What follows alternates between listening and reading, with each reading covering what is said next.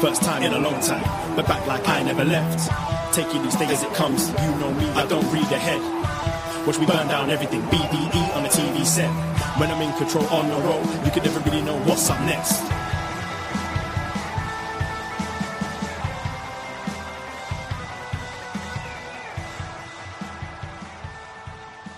Hello, Braden Herrington here for Up Next at Post Wrestling, and making the hot tag once again is Jack Wannan from Post Wrestling. How you doing, good sir? Jack the Snack returning on Tuesday nights.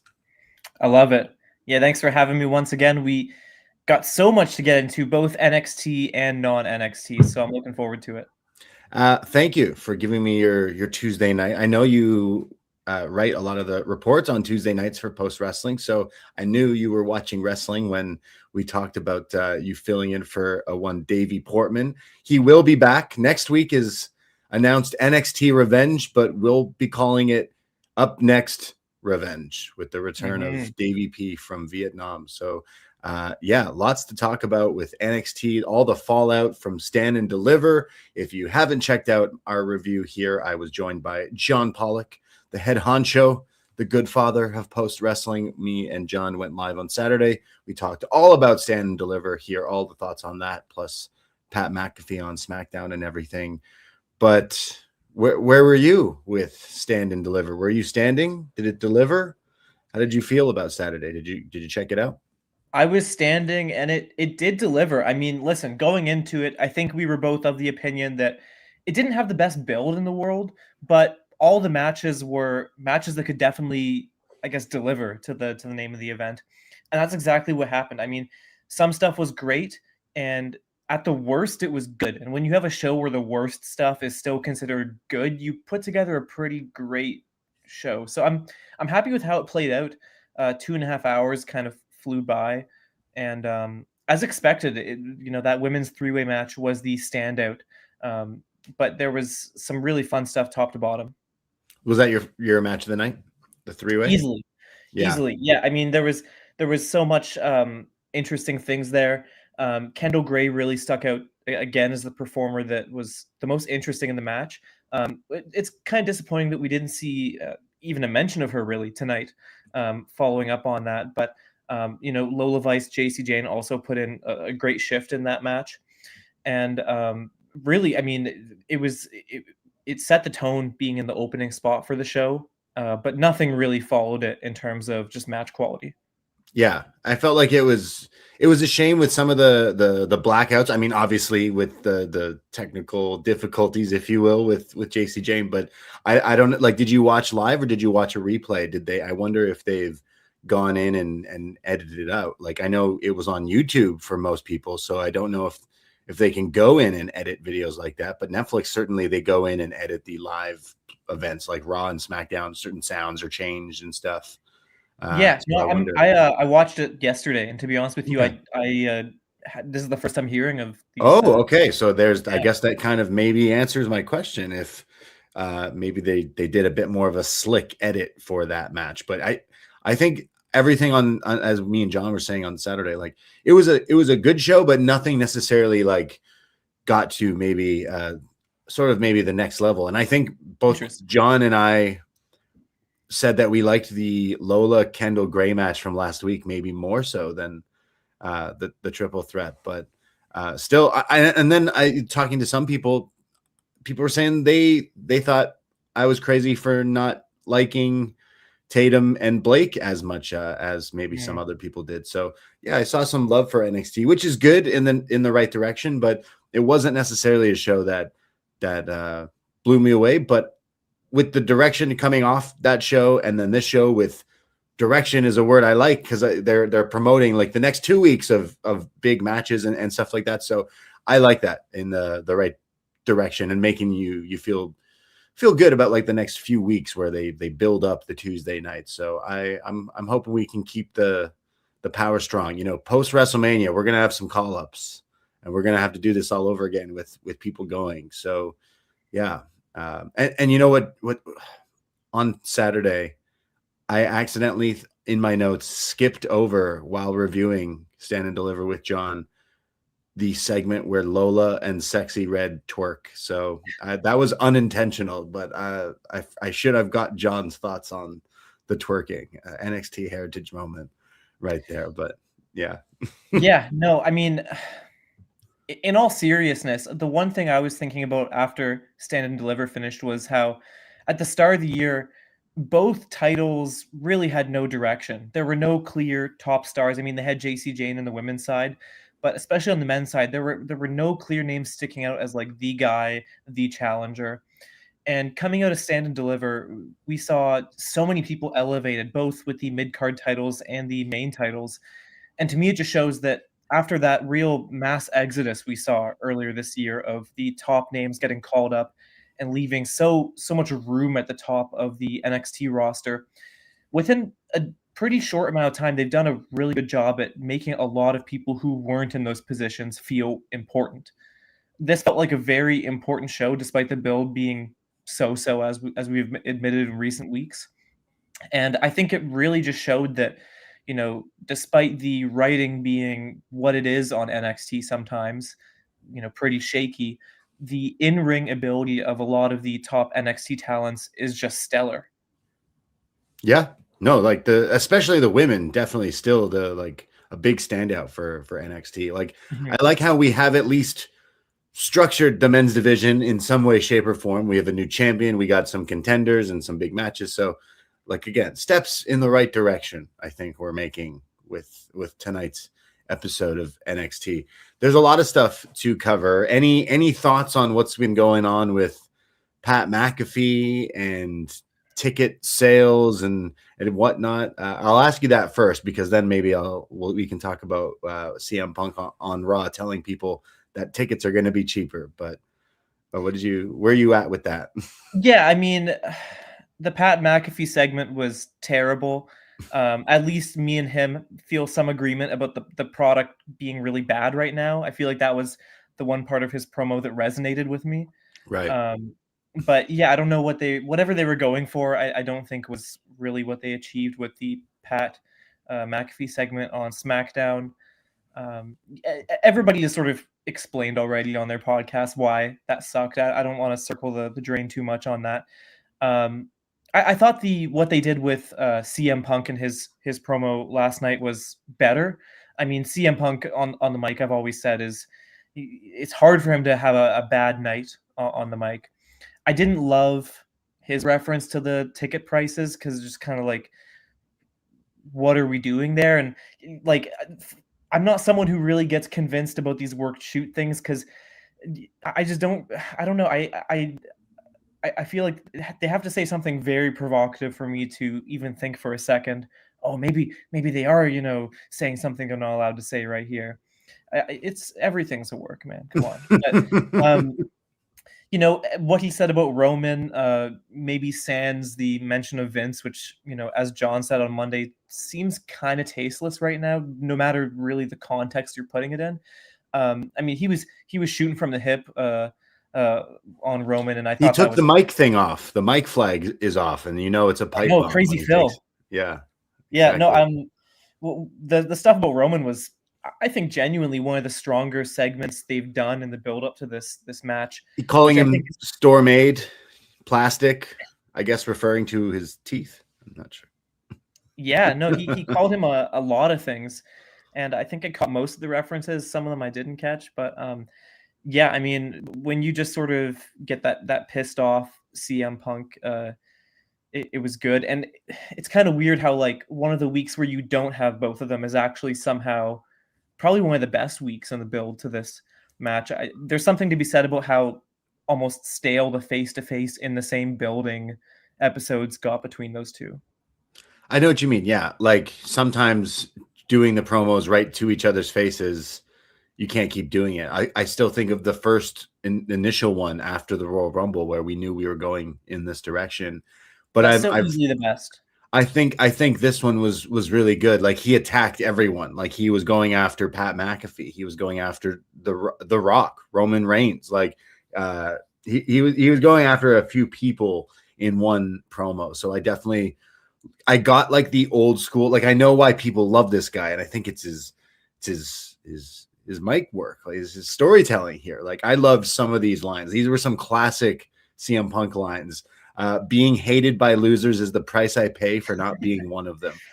You're gonna see that on shirts 100% because that was some heat. I thought that was pretty good. I'll gleefully stand on the bridge and blow it up because bitch I can swim. Yeah, that was pretty good too.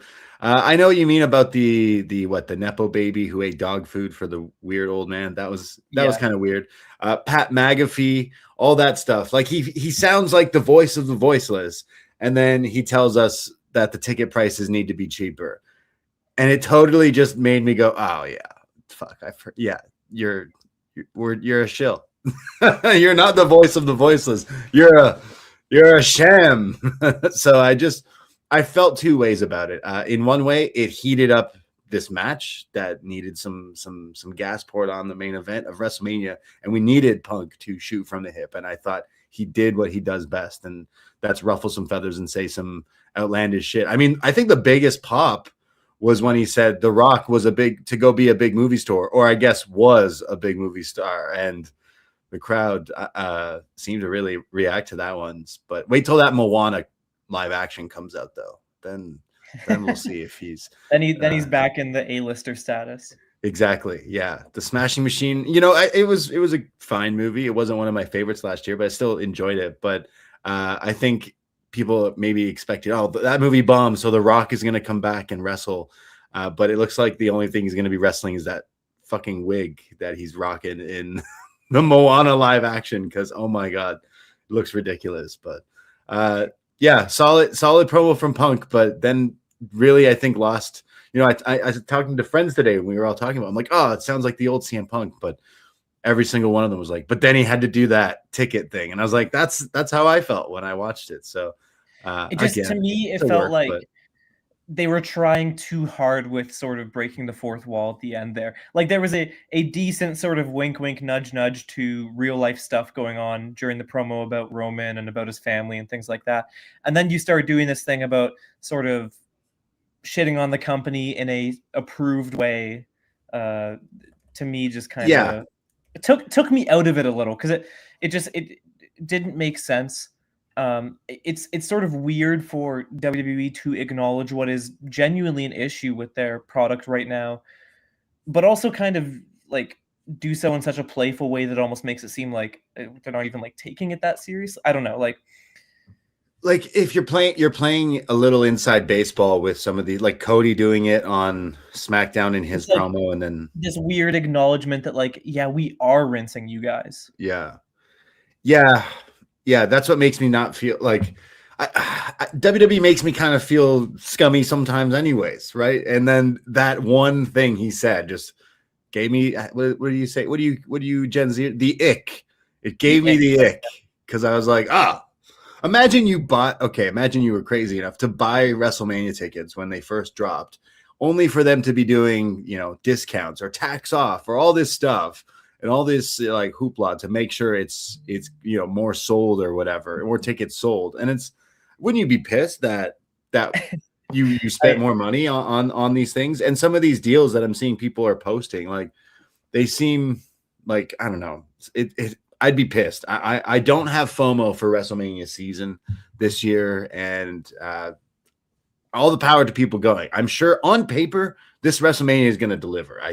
I feel like all this negativity, especially that I have, I hope we get some bangers, and I hope we get some good stuff, but not been enjoying the ride, the hype for WrestleMania. I'm totally like, I have the ick of WWE between that, the Vince mentions every week, and just all that stuff. But they're WWE, and the machine will keep going. But I hope I'm pleasantly surprised come WrestleMania, and we seem to have the card kind of take shape properly with like the night 1 and night 2 stuff. So main event of night 1, Cody and Randy, which we knew. Night 2, Punk and Roman. But Oba Brock probably opening night 2. It looks like it's on. It would be what the lineup said. Yeah, like part of that ESPN thing, right? Mm-hmm. Yeah, the first hour is going to be on ESPN. On Sunday, it's that one, and then the 6-way ladder match. Which, I mean, if you're going to put stuff on ESPN and you're not going with the main events, those are two really strong options to sort of be the lead in for the rest of the show. Yeah, that would definitely get some attention if you saw two big meaty men slapping meat. And people know Brock Lesnar, maybe, possibly, that they'd be, oh, that's interesting. But yeah, where are you at with your hype for WrestleMania? Like, I know you watch a whole lot of everything. I know you dip your feet in the A-dubs and all the other stuff, but my hype for Mania this year is like I'm really trying. I'm trying to be hyped, and we're doing a big watch party, and that usually helps. Watching with a giant, bar of people and people getting into it and doing the poses and singing along. And as soon as it happens, I'll wake up that Saturday, put on My Way, Limp Bizkit, and Greenlight while I'm in the shower, and I'll be in the WrestleMania mood. But right now, I'm phoning it in. I'm like, I'm not feeling it. The green light has not been given for me. It is not my way. How are you feeling? Yeah, I'm so. I mean, there's parts of it that I think will be solid, but I think a huge part of this is just the fact that they have fumbled the Cody Rhodes Randy Orton match to a point of no return. I mean, how do you, with 2 weeks to go, sort of reverse course about this Pat McAfee thing, if they even plan on doing that, which I don't think they do. I think that storyline has sort of just been totally messed in a way that really hurts it. I think that, listen, there is a certain amount of hype around Punk and Reigns, and while I haven't enjoyed every single segment they've done in the build to that, I think they've done a really great job at making it a huge match, and certainly a main event worthy match for WrestleMania. There's a lot of just mid-card stuff that I'm not totally sold on. I think the two main women's title pictures haven't been too solid, and I think there's an indictment of that is the fact that neither of them are headlining. In past years, you could make the argument that, like, maybe one of these storylines would have the legs to be a main event, but like neither of them are headlining a night, and neither of them should headline a night just because they're both pretty weak programs. We're still 2 weeks out. There's still more TV and more storylines, but as of right now, I'm just. What are you looking forward to the most for WrestleMania or WrestleMania weekend? Easily Punk Reigns. But if we're talking WrestleMania weekend, it's like when I think about WrestleMania weekend and what I'm looking forward to, it's everything else.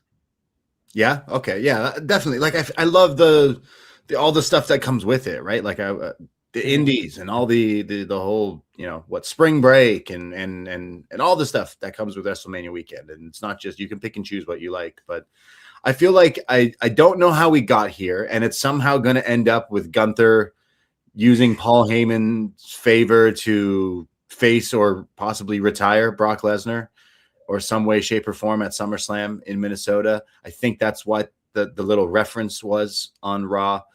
I don't know. I don't care, I guess, how we got here, but Seth and Gunther should go out there and like put on an all-timer. I'm hoping for it. I'm really looking forward. That should save night one for me, I think. But really, story aside, that should be that good. One. What's weird is like the storyline between Gunther and Seth is just like the opposite of enticing. Like it's so. I don't care about why these guys are facing each other. Gunther is doing a deed for Paul Heyman by facing Seth Rollins. And to be honest, I really couldn't care less. But Gunther can get a great match out of anybody. And Seth Rollins, we've seen him put in, some really great performances, in the sort of later part of his career now. And I think that on the WrestleMania stage, him and Gunther could put on a fun one. So I'm looking forward to that match, but like that's sort of like the NXT Stand and Deliver position where the story has not drawn me in. Just the match on paper is the part that has gotten my attention. Yeah, once the entrances hit and Seth is doing his thing and everything, it should hopefully steal the weekend when it comes to WWE shows. So hopefully that's something we're talking about after the fact. But yeah, I hope I can get the FOMO. I want to be like, yes, WrestleMania. I'm still gonna deck out. We're gonna throw a party. If you are in the Toronto area and you want to hang out and have a fun time watching Mania, it's okay to watch at home, but sometimes with a bar full of fun fans, it gets crazy. We do like raffles and games and all the fun stuff. We got merch tables. There's like title belts, masks, and all sorts of fun stuff. So we make it a whole experience. So if you're in the Toronto area, Poisonrana.ca for links for info and tickets for the WrestleMania watch party at the National downtown Toronto. And hey, while you're listening, WrestleMania season, Davie was away, but we pre-recorded a huge WrestleMania 17 review where we talked about 25th anniversary, Stone Cold The Rock, TLC 2, Gimmick Battle Royal, and so much more. Plus, Davie was away. I was joined by our friend Golden Graham to pick a movie. It's his birthday tomorrow. Happy birthday, Graham. We're going to review, well, I dropped it today, so you can listen to it. Our reviews from the 6th, the 36th Chamber of Shaolin from 1978. Graham is a huge, he's a big movie buff, but he wanted us to, he said there wasn't enough martial arts movie reviews on the Patreon. So while Davie was away, we watched some old school fight movies and we talked about it. So that's up on the Patreon. Plus, tomorrow morning, literally in a few hours, I got to get up early tomorrow, but here I am talking about wrestling. I am flying to Dynamite tomorrow or Edmonton tomorrow, and then meeting up with Davie Friday in Vancouver for AEW Dynasty weekend. So we will be recording some road diaries and vlogs and snap ranas, as we call it here at Poisonrana. So catch that on crazy. We're going to be doing a whole lot of stuff while we're traveling Canada. It's going to be a whole lot of fun. So we will be doing a lot more shows leading up to WrestleMania.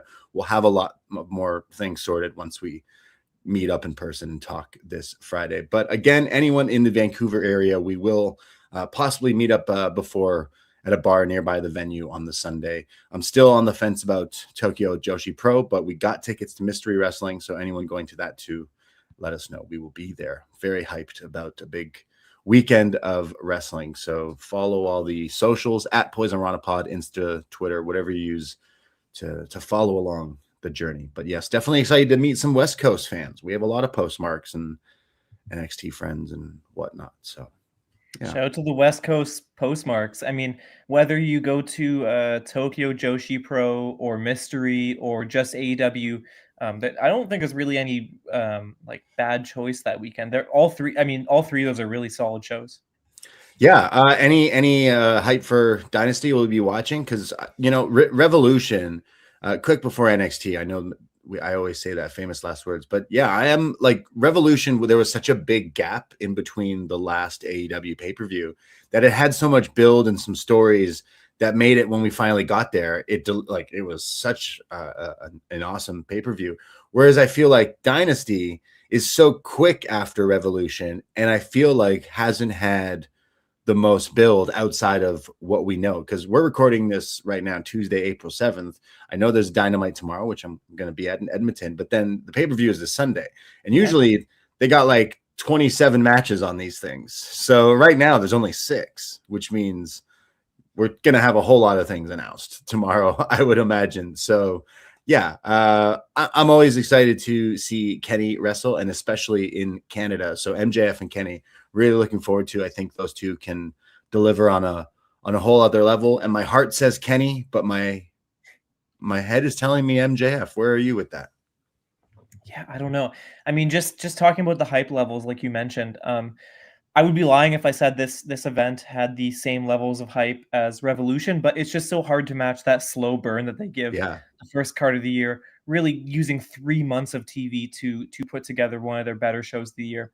MJF versus Kenny Omega, I'm very excited to see that one. It is a perfect matchup, one that I've wanted to see run in the AEW ring for a very long time. I mean, these two have been kept apart for ages.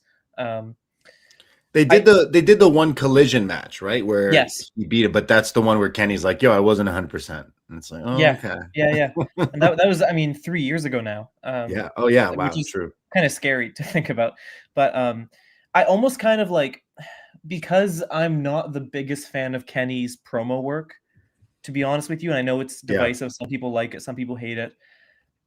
I almost kind of like that this is getting a quicker build, because it's just like, I don't need a lot of their talking segments. I kind of got my fill over the past few weeks, and their segments leading up to this haven't been too terrible. I haven't been the biggest fan, but they haven't been like a train wreck, perhaps. I know what you mean. Like Kenny's definitely not the strongest talker, and then he always tries to do like style to his promos that clearly it's his style that he's established, and some people don't like it, and I'm one of those people, unfortunately. Despite loving everything about his in-ring and just thinking he's one of the best wrestlers walking earth right now. I mean, that is exactly, he's that good that even though I'm not the biggest fan of his promo, I'm basically turning a blind eye to when the bell rings, man, oh my God, it's like, it's a whole other thing. I just think of the Forbidden Door 23 Toronto, the One-Winged Angel kick out where Kenny kicks out of it, right? I can still go back to that moment. I still think, like, man, he's just one of the best. So yeah, I'm hoping him and MJF put on a Canadian classic there. But I'm looking at the rest of this card, and Jon Moxley versus Will Ospreay. That's a banger. Yeah, that should be good. Andrade versus Darby Allin. Whew.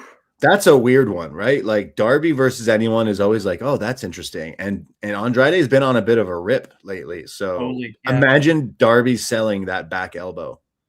That's all. That's all I want to see. I think he would land on the top of his head after taking that. Probably. Like, yeah. And then Cope and Christian, Canadian club. I think they're winning the belts back in our home country. And then they face the Bucks at Double or Nothing. And then somehow we get to a TLC or whatever you want to call it at Wembley. Is that the career path of the tag team division in AEW? Wouldn't surprise me. Yeah. I'm not the most excited about FTR versus Cope and Cage and Cope.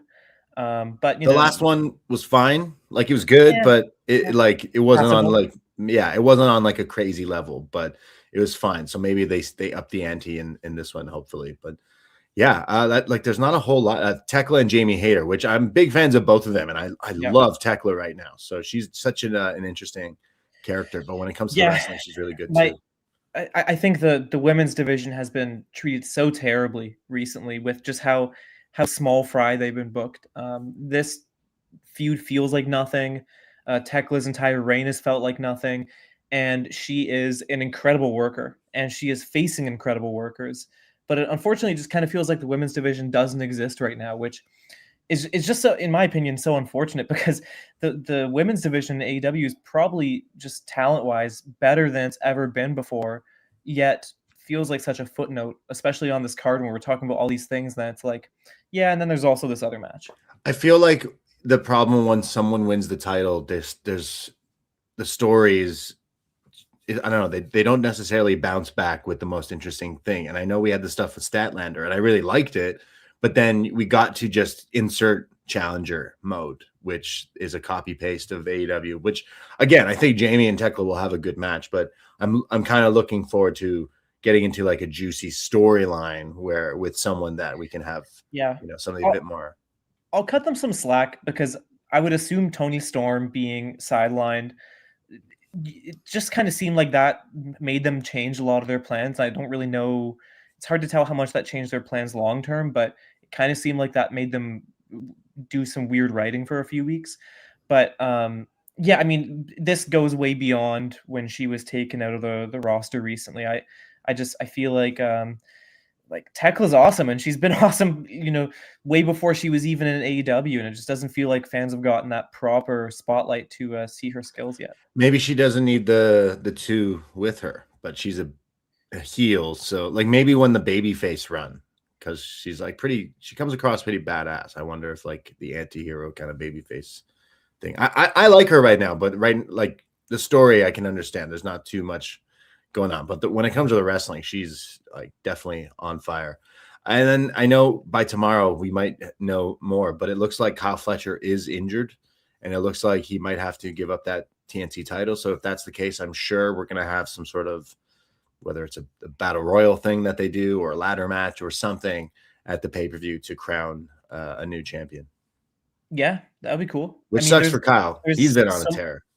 It does suck for him. I mean, he's really proven to be like a mid-card workhorse for AEW as of late, and someone who I think, similar to, a lot of people on the roster, just hasn't gotten his flowers in the way that you feel like he properly deserves, despite the great performances he's put on.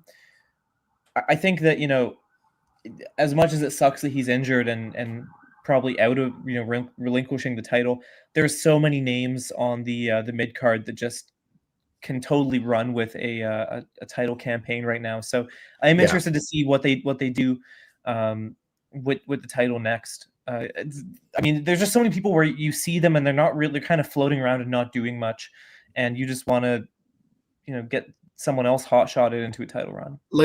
Think he was doing the matches with Speedball recently, which were crazy, and then he had the thing with Ciampa. You could easily go back to Ciampa being TNT champion.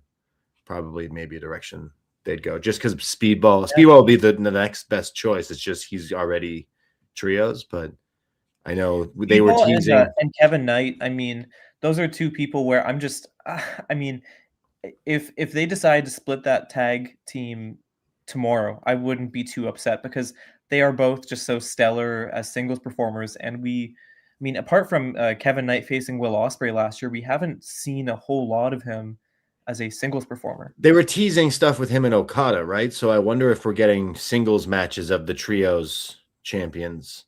Like if we get Speedball in the TNT thing, if we get Knight going against what championship does Okada have? There's too many. Does he not have a championship? International. He's the international? Then wait, no. Then what's Moxley? He's the continental. Oh fuck. Right. Yeah. Wow. And Ricochet's Jack Perry's the national. Right. Okay. And who's going to be the regional? Right. A regional title. Yeah. Imagine. Yeah, that'd be great. That would be cool. I mean, the thing is with the trios belts is like they aren't the most important titles, so you can really backseat them if you want to. Like it's not like something that has to be like urgently addressed that these people have these trios titles. Takeshita would be someone who could take that title, because I don't know what this. I hope we eventually get to Fletcher Takeshita, which should be like an insane athletic battle, but hopefully that's still on the cards in 2026. But he's someone that you could slide in, like, he's still the baby face, but in Don Callis' family and the friendship there, and I don't know. But I think the world ends before we get the payoff to the Takeshita Okada Fletcher love triangle.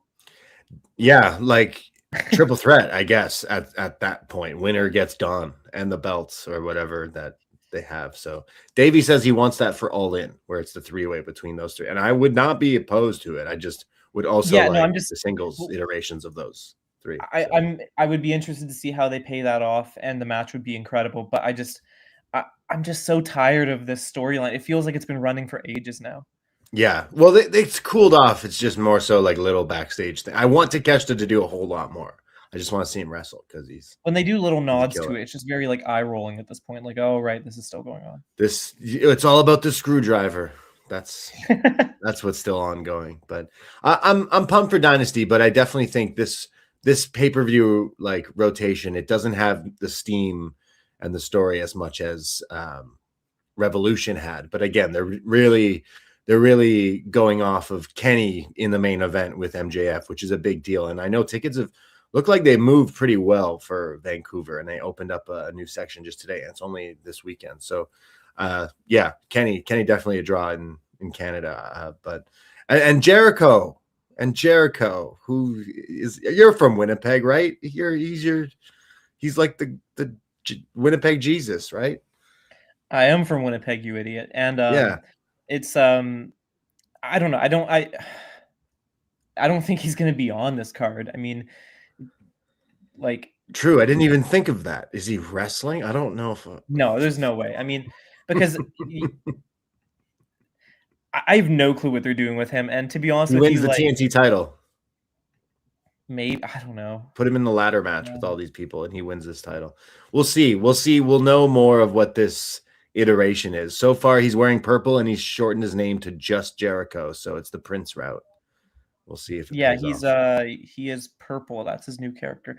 I won't say that I'm excited to see what's next with Jericho, but I am interested in the sense that, like, what is his goals with this part of this next AEW run? What do they want him to do? Retirement. How much are we actually going to see of him? Like, is he going to be a week-to-week person? Like, is this his last run? Is this going to lead to, what we did with Sting, what we did with retirement kind of thing? Would Wembley be a place where he could retire? But he's Jericho. I feel like this dude will keep doing it until he can't. So, like, I don't know. And also, like, does he want to retire in Wembley? I don't know. Like, there are all these factors. Not in Winnipeg. We know that after you guys, first time only ever. You guys, I wasn't there. Yeah, I know, but you Winnipeggers, you guys, he had to be like, hey, come on, look, it's me. And then they were really loud after he had to like tell them to do it. I always have a soft spot for Jericho. Okay. Like definitely one of my all timers, like for sure. And I'm still like, oh, you're back. Where it's like, I don't know. I feel like you've run your course in AEW and then you come back. I guess we'll have to see what happens. But my excitement level, like I feel like do the retirement run and like someone like a Swerve or someone who could benefit off retiring him down the line. But knowing Jericho, that's not the case. And he'll still end up in WWE one day. But I still think, him going to WWE and getting that change of scenery after all these years, to me was like the more enticing option of these two, as opposed to going back to AEW where, you know, some of the consensus, at least online, is that people were kind of sick of seeing him on a week-to-week basis. You know, like I know the data doesn't really back up that he was like panned by the audience. But like I just thought the change of scenery would have been interesting for him.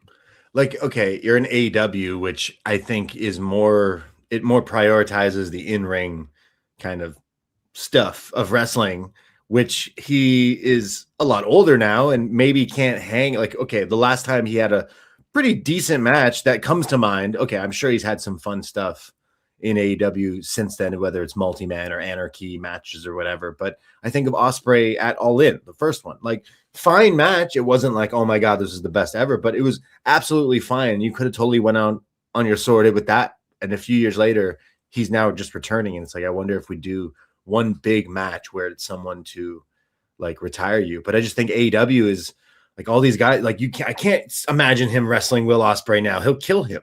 Like he can't match that speed. Whereas I think the speed that Jericho should go for is more of speed and Danhausen and Mr. Beast and whatever else in the WWE Jelly Roll and like Jericho and Jelly Roll. There you go. Music and all that stuff. Like he totally fits in the WWE world better. And for whatever reason, I don't know, maybe money or he watched that Goldberg thing and like, I don't know, maybe Triple H, he's scared he'll do him dirty or like, I don't know, but we'll have to see though. But yeah, like there's no matches in AEW that I'm like, oh, I can't wait to see Jericho versus. None. So it's, I mean, listen, and that is not, it's not a slight on him that he has lost his touch in the ring. He's still a name. He's still a name. And people associate, like, I know when we go to these shows, even through these last few years where he was the Jericho, people kind of rolled their eyes or, oh, it's Jericho.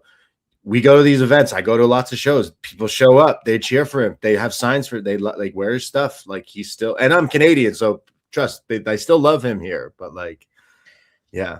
But I think a lot of people like misconstrue the idea that like him not being as good in the ring now means that he sucks. It's like, well, no, actually, after that many decades in the ring and being the age he is, it's pretty acceptable to not be that good in the ring anymore. We're going to get deathmatch Jericho.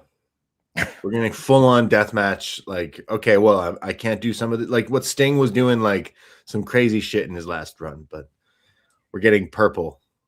That's I don't know what this purple Jericho is gonna this grimace Jericho is gonna give us, but he's done so many like reinventions. This one was the most similar to one of the weirdest ones when he came back in WWE once, and his return was where he returns and everyone's like, "Whoa, it's Jericho!" and then he just smiles and then walks away and leaves. And like he did this for a few weeks. I don't know if you remember this, but it was super bizarre, and it's like it almost felt like that last week in Winnipeg, but. He's had more hits than misses, so I'll give him that. Put the world title on him. Put the national title on him. That's what he should be doing. Jericho should be the national champion, feud with Jack Perry, and then take that belt to like indie shows. As long as he's just done with the hey guys. I think he's done with that. Yeah, the tree, the learning tree. The learning tree. That was definitely a miss. Right. It did give us the one good thing that came out of that was the one segment where he's being chased by Ishii in the back. That was pretty fucking funny, to be honest. That was maybe the one good thing that came out of the learning tree era of Jericho. Yeah. Well, anyways, Dynasty this weekend. Definitely looking forward to that show. Again, we'll be in the Vancouver area in the West Coast. DM's always open. We will be doing some sort of meetup before the show. And any Vancouver recommendations for people, let me know. Hopefully I hit up the West Edmonton Mall this week and go on some crazy water slides. That's my other goal, other than seeing some wrestling. So have you been there before? Of course. I almost moved there once. Yeah. Whoa, you almost. There was a period of time where my family was thinking of relocating there, and I've been there a couple times. Okay. Very fond of the West Edmonton Mall. I don't know if 10 years later it holds up as much, but as long as they still have that indoor beach there, which is actually pretty fun. I'll let you know. I'll let you know how lit it is. They don't have Shrek, unfortunately. So we don't have Shrek in Canada. The terrace. He's not allowed here. Yeah. Yeah, it's the terrace. Yeah. We don't have a lot of gas, and we don't have Shrek. What kind of country is this? I want my Shrek back. Yeah. Well, let's talk about some NXT from tonight. The reason we're here. Shout out all the NXT friends worldwide. Appreciate you. April 7th, WWE NXT from the Performance Center in Florida. We're back from the gate of the West, St. Louis. We're back to Florida here with we get a whole recap of Stand and Deliver with some new champions and things coming out of it. But our new NXT World Champion, Tony D'Angelo, makes his way out to the ring to a sea of "You deserve it" chants from the crowd. He says, "Some of you have been rocking with me from the start, and some of you have been seeing my story. I was a kid when I started here, and I don't even recognize that old Tony D'Angelo. And I've done some things, and I've made some bad decisions, but no one can take this away from me. After all I've done, I've become a Grand Slam champion in NXT." So what's that? World NXT Championship, North American Championship, Tag Champion, and who could forget Heritage Cup winner, of course. I don't think he was counting that. Does that not count? I think it counts. I don't know. No, maybe it doesn't. But he's celebrating here when he's interrupted by the former champion because he said his name, whether it's Ethan Page, Ricky Saints, or Joe Hendry. And well, he said it. So out comes Joe, who says, "Hey, if this wasn't a fatal four-way, there's a chance I'd be still champion," when they're interrupted by Ricky and says that, well, me and Ethan aren't so friendly. So Ethan comes out and says, "Yeah, well, I would have been champ if it wasn't for you." So the classic here, if this was a multi-man, if this wasn't a one-on-one or whatever, that kind of stuff. And Tony D says, "Well, get in line and I will knock you all down," when all four guys are about to square up again. When Dark State strike, I guess it's on site because the lights go out and go all crazy. The four members of Dark State attack these four guys, but they don't take it lightly. It's a big brawl, a big pull apart as we go into picture-in-picture. And when we come back, all the roster is out there. I think I saw a wild Dante Chen in there. Shout out Dante Chen, big favorite here at upNXT. I all these people went on Twitter and searched, was that Dante Chen? Was that Dante Chen? Yes, it was. All these people come out, including Mr. Stone, who does his best Teddy Long and makes this an 8-man tag team match in a bit later tonight on NXT. But yeah, I guess kind of stating the claim of hey, these three still want the NXT titles, where we went with this. Yeah, and I kind of understand doing the whole angle of everybody making their case as to why. I thought it was a little silly when we had Ricky Saints coming out making his case, because he lost a singles match and then he lost the four-way match. So out of everybody here, he really has no legs to stand on for a title match. But just it would be awkward to not have him here, I guess. But to me, that part was just kind of it's heel logic. It's okay. It's just classic heel logic. His reason for a title shot is his proximity to Ethan Page, who actually has a reason for a title shot.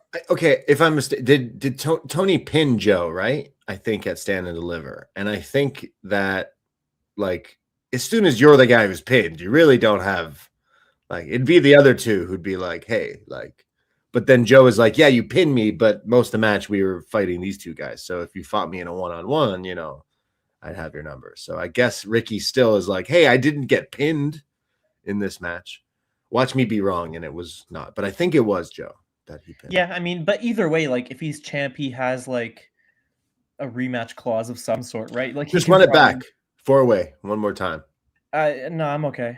Yeah. Well, we have this 8-man tag match later on tonight, but a big pull apart to start NXT. We go to our first match. Sol Ruca, hot off her win of beating her former friend Zarya, taking on Izzi Dame with the, what does Booker call him? The GPS? Because you put in the coordinates and he gets you there. Sean Spears. The guy's had a lot of gimmicks, but the GPS might take the cake of weird names. I mean, he doesn't call himself that, but Booker T does. So like, it'll probably help get over. But Izzi Dame and Sol go at it. There's some pretty fast looking kicks from Sol and a standing moonsault. She sends her to the outside and hits this really crazy, like spinning tornado plancha.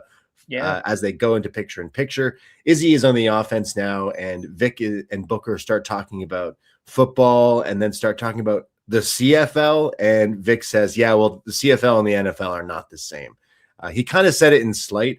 And I, as a Canadian, I totally do the same thing to all my friends here who like the CFL. I think that's about 3 of them, which is maybe 90% of the entire CFL audience. Whenever I shit on the CFL, people come after me, so I continue to do it all the time. You're heading out west, so you gotta fucking watch your like. Yeah, maybe I won't do that. Yeah, no, it's okay. I have a bunch. Toronto. I have a bunch of Hitmen jerseys I'm rocking in the west, so I'll be okay. Yeah, you can get away with that in Toronto, but be careful when you head out there because they talk about the Rough Riders. Ride or dies for their team. True. Good look. Good shout. We got a Grey Cup mention during commercials here. Yeah, that's what I mean. He was talking about like the CFL stuff. I mean, hey, a lot of wrestlers came from the CFL. Roman Reigns, yeah. The Rock, I think. It's a few. There's a bunch, actually. There's a few. But yeah, CFL not only producing big football stars, but wrestlers. Yeah, it's a pipeline to wrestling. And the Scorpion King. I don't think it's necessarily like it's not because it's the greatest football players. Fair, yeah. I don't mean to just shit on the CFL. I'm sorry, I didn't mean that. Like, I know people like them, but it's just funny because Vic was pretty much like, "Yo, it's not the same." It's like, yeah, I know. Izzi comes back with a huge fireman slam, like into a power slam, which was really cool. But Sol kicks out of it. There's the 450 buckshot. I feel like this move takes so much to do, and it's so little payoff. Like, am I wrong? Well, it's weird because when Ruca does it, it's almost like she fully stops when she lands on her feet and then goes forward for the lariat. So it almost feels like the momentum's taken out of it. It feels like it really hurts your legs and it doesn't add like speed or strength to the strike. So I feel like it needs some adjusting. It's done so differently from how Hangman does his, which has like a real momentum push into it. Like hers looks incredible because Sol is doing like a 450, but again, you're landing on your feet and then you're clotheslining someone but jumping and stepping forward. So it looks like 2 parts. Yeah. And I know it's so difficult to do. Like it's very impressive, right? Like she's doing a whole springboard front flip. So it's just almost like, well, if you're doing all that, we need to make it worth it. Essentially, like, you don't want to see her keep doing that if it doesn't look like it's impressive, but sort of impressive, I guess. There's then a German and then a drop kick off the top and then a kip up. That was impressive. Izzi comes back though with the flying code breaker for a 2 count. Eventually, they're fighting on the outside. I think Sol hits a spear and they're like, oh, she must have learned that from her friend Zarya. And then they're on the outside when the culling distract the referee. And out of nowhere, Zarya attacks Sol with a spear, rolls her in, and Izzi hits a sit out, like almost like a Tiger Driver power bomb here for the 1, 2, 3. And Izzi pins Sol Ruca. And after the match, Zarya stands over her, kind of crawling over Sol, and says, "It's not over yet." And I say, when this ends. So this feud continuing. Yeah. And listen, I kind of wanted them to leave this at Stand and Deliver.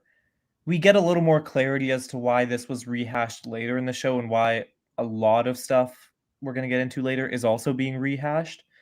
But I mean, the one thing that I do like about them extending this rivalry is the fact that I think Zarya needs to come out on top. I think that the entire story was written for Zarya to be the sort of the out of those two, she was the one who was in the shadows the entire time and not getting all the big opportunities and just watching Sol Ruca succeed. So for Sol Ruca to be the one who won in their match, to me was kind of a head scratcher. But if they're extending it and this ends with Zarya on top, I think that's the right move. Loser leaves NXT match is where this. I mean, they would be eventually. adding another stipulation to the match because it's already last woman standing. True. We will get this announcement for something later with these two, as you said. So, like, I think it's interesting how that segment we had between them a few weeks ago, just because of how the PC crowd can change sort of the reaction to things, it sort of muddied the waters as to who the heel or the babyface in this was supposed to be. Remember, Sol Ruca, I mean, they healed Sol Ruca in a segment and booing her quite strongly. But then you have a segment like this, which we had blurred lines leading up to sort of this segment this week. But then this week we kind of see like Zarya is clearly being written as the heel, capitalizing off of a distraction from the culling. And to me, it's just like, I feel like they could have done a little more to make it clear that like this is a storyline where they're both kind of like tweeners. So you're saying, I mean, wouldn't it be interesting if you went with a really heel Sol Ruca as a heel instead of with the surf gear she's wearing? What are they wearing? Point Break. It's a movie you should watch, Jack. Where they wear the president's masks. I just keep wanting her to do Point Break references because she does a surfer gimmick. But that, like, teasing Sol Ruca being the heel was pretty interesting. It was like, oh, wait a second, like maybe you are kind of. I like the idea of the storyline being sort of like, well, they could both be the heel or the babyface because they both kind of have a reason here. So clearly Zarya, big baddie in this feud and will continue this. But Izzi looked fine here. She was doing some cool stuff with Sol as well, but I'm not sure where we go with her. But she got a win, at least, I guess. Yeah, and they've been doing this thing in recent weeks where they've been kind of writing that she's after the world title, or not the main women's title. And it seemed a little weird because she was saying all this main title stuff while coming off of 2 straight losses. But now she has a win under her belt that actually means something. So she'll probably face Lola down the line. Down the line, yeah. I mean, I would assume they want to give her a little more momentum, considering she lost 2 clean ones to Paxley. Well, the truth will set you free, but there's pain bringing it to light. Truth will prevail. Yeah.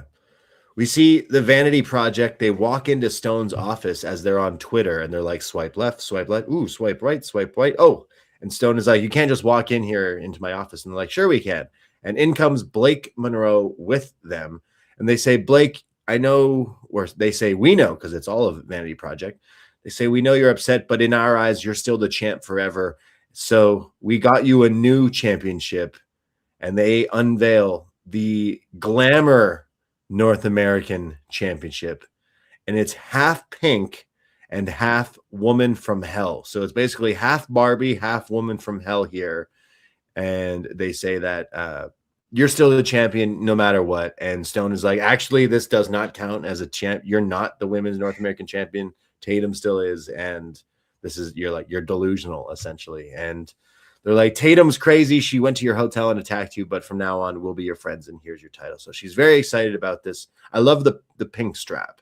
I have a icy baby blue winged eagle championship replica, but I want the strap to be pink to again match my Hitmen jerseys. But like the pink strap was cool. I like that here. But she's not the first time ever we get a custom championship belt for someone who's not the champion. Yeah, I mean the title looked really cool, but I kind of forgot we were doing that like half a lady from hell thing with Monroe. It kind of sucked. Yeah. We haven't really seen that in a long time, so I forgot that was like part of her. That was part of her canon. That's how she's gonna win the title is when she gets really nasty. Hopefully, maybe. I'm still waiting. I guess so. I don't know, but I kind of like the way they're writing Vanity Project, where it's like they are really nervous and weird around her, but still somehow charming her. They're like, yeah, like in like high school or college when like there's all these I don't even know if they're jocks. They're like young frat boys, like Gen Z frat boys who like now hang out with the one hot popular girl, and everyone's like, what's going on there? You'd imagine she's like with the quarterback or something, but I don't know. It's very weird here in NXT Degrassi, but I'm really enjoying like everything Vanity Project is doing. I'm so glad you say that. I am too. Like they're definitely some of my favorite stuff on NXT, and they're all like so new and they're all young, but they've been really impressing. And I think this is the best maybe thing for her. I think being with Vanity Project could actually really help Blake in this situation. NXT, a big break glass in emergency is putting people in stables and trying to find different personalities and stuff. This is exactly what they're doing with Blake and Vanity Project. So I think this is the Glamour Project. There you go. That's right. Put it on some t-shirts. Like Ren QCC. Exactly. Yeah. Glamour Project. Swipe right. There you go. But I like it so far. Hopefully this can put her in the right direction. We go to our next match. Oh, wait. I think there was something else. There was Elio LaFleur backstage who's injured with E.K. Prosper. And who is this other guy? Rohan Van Dukes. Is that who this guy is? The Bulgarian who's now joined NXT. He says he's ready he's made his Evolve debut. He's made his AAA debut. And next week he makes his NXT debut and says to Elio, merci beaucoup for the opportunity, helping me get here. And then EK says, well, hey, don't get too friendly because in your match, you're actually facing me and I'm going to be the Speed champion. But from what I've seen of some clips online, and I know he just wrestled on that AAA show, but this guy looks like a bit of a beast. So I'm kind of interested to see him on NXT TV going forward. Again, I don't know too much. I'm assuming I'm saying his name right. Dukes from Bloodsport is, I think, where he's going with that. I could be completely wrong, but Belgium. And I know you're young, Jack, but you do know who Jean-Claude Van Damme is, right? Just checking. Come on now. Yeah, okay, just checking. So yeah, this Belgian dude looked pretty beast. I'm excited to see what happens. I'm going to be going in dark next week in terms of seeing him wrestle, but I've on Twitter seen a lot of really positive things about him. So all right, we'll see if he could if he can live long and prosper in 3 minutes next week. But we go to our next match, which is something we like to call Big Lads Wrestling, because it's a triple threat, big meaty man match. Jasper Troy versus Keanu Carver versus Josh Briggs. These guys have been beefing, and everyone's just like, I'm the biggest, best man here. And no, I am the best big man. So all of them want to fight. Booker T was dragged into this some way, shape, or form. But here's the triple threat. All of them are going at it. It's like King Kong versus Godzilla versus Ghidorah. I don't know. I'm trying to think of another kaiju. All three big monsters here fighting each other. There's big slams. Briggs hits a slam and a standing splash. There's some double teams onto Troy with these big slam that they hit on him. There's big rights and cross faces from Briggs to both guys. He's like really attacking them, followed up by some big boots ringside. In picture, all the beef here with these guys slapping and chopping each other. Briggs and Jasper start to argue about who is like trying to beat up on Carver more. Eventually, though, Carver comes back from the dead and attacks Briggs and hits that huge power slam, which again is very impressive when he's hitting this move on someone like Josh Briggs, who's huge. So this looked great, but it's broken up. I think it's Carver hits a spine buster on Troy. So all these big power moves here, really impressive. Jasper finally comes back with a boss man slam and then a choke slam, but it's kicked out of. Jasper then gets shoved off the apron, and you just hear this thud. He like went flying as Briggs and Carver now are in the ring, and they're going at it. Jasper gets back in and gets shoved again in pretty much the same way on the other side, leaving them alone in the ring again. And this is when Carver hits what is kind of like a jackhammer, like a suplex lift into like sort of a power slam kind of thing, and pins Josh Briggs to win the Monster Mayhem match here. So Keanu Carver is the last monster standing. Pretty beast looking dude. I don't think I maybe liked this one as much as the one we saw. Was it last week when Briggs was the ref? Week, yeah. But I think if the mission here was to show how like beast Carver is, I think they maybe succeeded, because I watched this guy. Okay, he's throwing the big dudes around like sacks of potatoes. So I'm kind of interested. Okay, I'm not saying he's there yet, but more matches like this guy could go somewhere, I think. I'm gonna be honest with you, I did not like this match. Okay. I thought it was slow. It didn't hit the way we thought it was. Like after last week, we're like, oh, this could be good. And a lot of this match even went through P&P where it was just kind of slams and some chops and stuff. I don't think it hit maybe the way I thought in my head it would. Like, what's been great about Troy and Carver leading up to this was that we saw little snippets of them that were both so explosive. They were doing crazy stuff to each other, really trying to kill each other with these moves, but we would just see a few minutes of them. This week we saw 13 minutes of them, and a lot of it was very plodding and very tired. I mean, these are big guys and they're lifting each other up and they're going to get tired in these matches. 13 minutes, they were all so tired by the end of it. And I mean, the two big spots, I think, in this were both the spots that, to his credit, Troy took by getting knocked to the outside. First was getting knocked off the top rope, and then the second time he took a really huge pounce that sent him out of the ring. And but we saw those two sort of like OMG moments after, a dozen minutes of action where it was just kind of a match. I think that this kind of hurt, if anything, Carver's look as a beast, because he just kind of worked a match for a while with these guys that wasn't very interesting. Look, I like that Carver won this, because out of these three guys, obviously Briggs, but also Troy, Carver just seems like the guy that you want to push. He has the look. He can talk very well, and he seems adequate in the ring for, the level he's at, and clearly he still has to learn a lot more. But I just didn't like this one. It is what it is. Yeah, no worries. Like it's Troy who's been interesting when it was, I just think of last week where maybe they did the bells and whistles, whereas I was expecting that, and it was okay, it's cool. Again, what I did think was impressive was Carver doing that slam. More so not even the finisher, but that like pop-up power slam thing that he does looked a lot cooler on the bigger guy. I was expecting guardrails, commentary tables. I was expecting that platform. Yeah, where was like the paper walls and the things that we get all the time? We didn't get any of it. All the things I usually complain about. Why wasn't anybody pounced into the crowd? Like, why? Yeah. But also, like, part of why I'm disappointed is because I've been really behind this feud, and I've really been behind Keanu Carver. So like, I feel like I kind of have like I had like stock in this rivalry. We need Carver and Briggs one more time, or maybe like. I feel like they'll eventually go towards pushing Carver more so than Troy, and definitely Briggs at this point in NXT. So yeah, I don't know. I thought they had something really good with Carver just sort of killing dudes. And we'll get there again. Yeah, hopefully. We see Tatum, Paxley, and Shiloh Hill backstage, and they're talking about Blake getting that custom belt. And she goes, she's not even the champion. Why is she getting a custom title? She's obsessed with me, and she is weird. So we have the two people calling her weird. Shiloh calls her weird.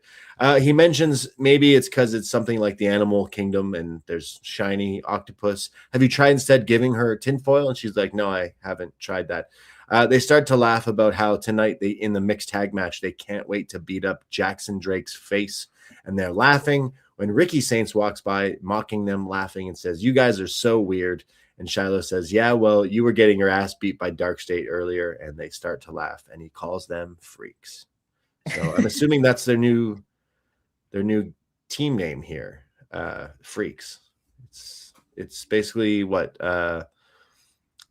Tatum and Shiloh are the new Daphne and Crowbar.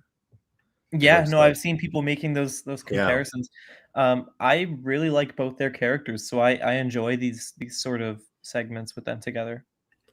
I think it was Pollock on Saturday predicting we'll have the NXT wedding of these two in about 6 months. So I feel like put your money down now, Jack. We have a thing going. I'm sure this will happen. Yeah, dentures falling out and all. We'll talk about that. We'll talk about Shiloh Hill and Tatum mixed tag in a bit later.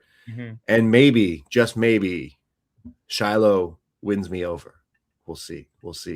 We go to the 8-man tag match, which is the 4 men from the main event on Stand and Deliver. The champion Tony D'Angelo, Ricky Saints, Ethan Page, Joe Hendry taking on Dark State, Osiris Griffin, Dion Lennox, James Cutler, and Saquon Sugars. I always just write Dark State and forget their names. That was off the top. Look at me. It's like I watched this show. I thought it was worth pointing out that for Cutler James, this was his first TV match since mid-February. Wow. Okay. So yeah, I remember he had a match. Was it with Tony where they did some of the wrestling, right? He mentioned his wrestling background, and then it felt like it's been a while. I know last week he was off TV, so he was there on he was there on Saturday, so it definitely showed that he's back here. But here he is wrestling with a bit more of a beard. Tony start off, but Dark State starts to beat up him. So he tags in Joe, hits a stalling vertical suplex. Ricky's in. Did he hit like a scissor kick? Is that why Booker T was like, hey, that looked pretty good? Classic Booker T here. Paige and Ricky keep doing the like, hey, we're frenemies kind of thing because they're tagging each other in. They don't want to tag Tony or Joe. Sometimes they're being a bit weird about that, like heelish. There's a big spot. What is it? Osiris tries to slam Sugars onto Ethan, but he gets the knees up here as we go into picture-in-picture. Tony hits a huge spine buster, but then Joe is in with the follow-away slam. Dark State attack him, and they start to isolate Joe for a while here, and that's when Paige and Ricky are like, actually, we don't want to tag in yet, so they let Joe continue to get beat up. Eventually, Dion is in, and he's on the attack with Tony, with Joe, when he finally tags Tony in, who hits some big suplexes. Joe hits the stage dive to the outside, and then Sugars gets the dead to rights, the huge spine buster from Tony. But Paige, without Tony knowing, tags himself in and then boots Tony in the face after he hits his move on Sugars, and then hits a twisted grin. This is like the twist of fate, but this one looked crazy. Sugar's selling it like RVD selling an RKO here. And Paige pins Sugars in front of Tony D and laughs it off. But Tony D, right after the match, gets up and spinebusters Ethan afterwards. Ethan stealing the win. Yeah, I like Sugars, just as a side note. Did you mention the Dion Lennox, Miles Bourne? Yes, sorry. Miles Bourne comes through at the end of the match to chase off Dion Lennox. Dion attacked Miles at Stand and Deliver, so this is gonna, continue this feud here. But that led to like the finish where there was a bit of a distraction and they lost. It was a 4-on-3. Yeah. I mean, this went 15 minutes. It felt a little too long for the purpose it served, which was really just the angle at the end of it. But I enjoyed this. Paige and D'Angelo being the direction for the next title match, I really like, even if it is a 1-week build, which is going to be announced later on. And I also really like Bourne versus Lennox. I think that's a solid mid-card feud. One thing I really enjoyed about this match was the idea that like when Paige and Saints were refusing to tag in and wanted Hendry to keep taking the beating, whenever Dark State would go for the pin, they would immediately get in the ring and break the pin. It was the idea. Yeah. We don't want in the match, but we do want it to keep going. They would break the pin at like the 1 count whenever there was a pin attempt, which I thought was hilarious. So Ethan Page getting the win here, and it will lead to a match for Ethan versus Tony, as we'll hear a bit later on, but that is for next week. We get an NXT spotlight on Jada Parker. She's talking about Kalani Jordan, where she tried to sneak on me. I beat her in the middle of the ring, 1, 2, 3, and now she's trying to come after me while I'm trying to get my revenge on her. It shows some videos of Kalani. I think Kalani in her car, and Jada shows up like trying to get into her car, and Kalana's like, "No, get out of here! You're crazy! What are you doing? Stop it! Stop attacking me in the parking lot." We had security footage of the PC where Parker pulled up on her. Yeah, the NXT parking lot, very scary. If you are an NXT employee, you must have a dash cam for stuff like this. Like that makes the most sense, right? I'm just surprised there's no like security outside the venue or anything. No sort of maybe check in at the parking area. Like you have to go through sort of a screening thing.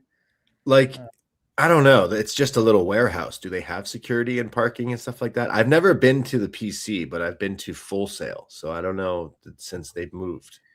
I'm worried. I wonder if parking lot, similar to the referees being too scared to referee Jasper Troy versus Keanu Carver, have the fans ever decided, man, it doesn't seem like a safe place to attend wrestling. I think I might just stop going to the PC. What if the ref was too scared to ref the one-on-one, but the triple threat was fine.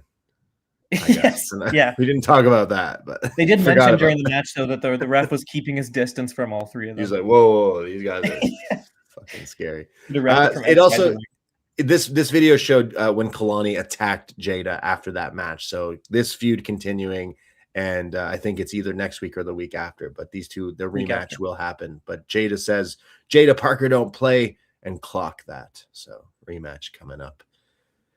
Up next, fuck yeah, it's the Birthright. Tuesdays aren't the same without the Birthright. Not only that, it's the Birthright in the corner of Lexis King, who is in the Speed Tournament match here. Lexis King taking on a debut of Chaz Starboy Hall. Wow, what a wrestling name. Now this is Starboy Charlie for those who maybe recognize from like GCW or on the Independents. I know when I watched last year's DDT's show from WrestleMania weekend, he was on a show on a match against Uni, and Starboy is known for wearing this outfit he's wearing here, where it's like this denim overalls, short shorts, kind of like a romper, denim 90s romper kind of thing. And Uni from DDT wears like a whole like schoolboy outfit or whatever, like something. So when they had that match, it was like two weird clothed wrestlers who were really good at high flying. So right away I was like, who is this guy? So hearing the rumbles and the news of Starboy getting what WWE ID and now what looks like he's maybe signed, I was like, oh cool, because what I've seen from him was pretty impressive. Another WWE, I know I'll get over it, but Starboy Charlie was such a cool name, and Chaz Starboy Hall doesn't really roll off the tongue as much, but he's a star boy. I hate it. I hate Chaz. Yeah, it's not the best name, is it? Right? If you could bear with me for a second here, the Uni versus Chaz Hall, I guess we're calling him now, match. It's interesting because they're actually sort of like spinning images of each other. Chaz Hall, he started wrestling, I think, at 11 years old. Wow. And Uni is 18 years old and has 9 years of experience. So not just in their image and their sort of clothed look, but with floral colors mixed in with their sort of uniform. And high flying. Young. And high flying. Yeah. They are genuinely like a mirror image of each other from two different parts of the wrestling world, which is so weird that those stories line up like that. But anyway, I've been very interested to see what they do with Starboy Charlie's Chaz Starboy Hall, and he's been an awesome name on the indies. I could be wrong, but a product of West Coast Pro. Nice. So that was one of those pickups where I was like, when he was announced as a WWE name, I was like, that's a really good pickup for them. Like, I don't know anyone personally named Chaz, but no. I'm kind of glad I don't. Like, Chaz is worse than Chad. The Chad is fine, but the Chaz. Okay, I guess if you say it like, maybe that's the problem. The way his indie name was Starboy Charlie, whereas if you just call him Starboy Chaz, I guess is the future. But here it's Chaz Starboy Hall, and it's like, okay, or you just call him Starboy at this point. I don't know. He was getting Starboy chance during this match, so you get Starboy. Like, yeah, again, he's cool. We get a little insert here, and he says that he's been wrestling on the West Coast on the Indies, and I notice he's again wearing this like denim overall things, but he's got it like spray painted, like almost like RVD did his gear, like, and it says the Denim Demon on it. I'm like, yeah, that's hilarious. His music is like a Jimi Hendrix Purple Haze ripoff. This dude's just like a California stoner kid in overalls who does Dragon Ranas and 450s. I'm in with the young crop in NXT. So again, I have seen this guy beforehand, and I knew that he would be a lot of fun. So speed tournament, Chaz Starboy. You're never gonna get over this. I will eventually. It's funny. Chaz. Like Roy it's like Chet Hanks. It's like anything with the ch sound. No, just I'm sure a Chad is listening right now. I think Chad is fine. Chaz and Chet. I think Starboy Chet. Starboy. Ooh. Starboy, like Comet. Chet. No. Okay. Starboy. You know what? With like every name, I'm sure within a month I won't think twice about it. Starboy Chaz, I'm gonna think about for a long time. It's no Ricky Smokes, okay? That's the best name in wrestling. Ricky Smokes is such a good name. Yeah, Ricky Smokes is everyone who's like, I should have thought of that. What's great about Ricky Smokes is there are frat boys calling their friends Ricky Smokes all around the United States. Exactly. But even before this was this guy. Oh yeah. And now, yeah. No one's calling anyone Chaz Hall, but but he's sick here because this is a speed tournament. It's Lexus King versus Chaz Starboy Hall. This guy is on fire pretty crazy fast here. There's like a really nice snap Rana, Dragon Rana type move for a 2 count. There's then a standing sky twist press for a 2. There's 2 minutes left there. He then hits the Starboy press. He sends Lexus King to the outside and pretty much like a Fosbury flop kind of thing, but then like spins and does all this crazy stuff. There's maybe a minute 30 left. He sets Lexus King up in the ring. He looks like he's going for a shooting star press, but in the last second, King gets his boot up and looks like he rocks this guy in the face with this boot and then picks him up as Booker T says the line, "Rockabye baby," the coronation, and the King wins with 55 seconds left. The Birthright and Lexus King continue on in the speed tournament. But I mean, 2 minutes of a highlight reel for Starboy here.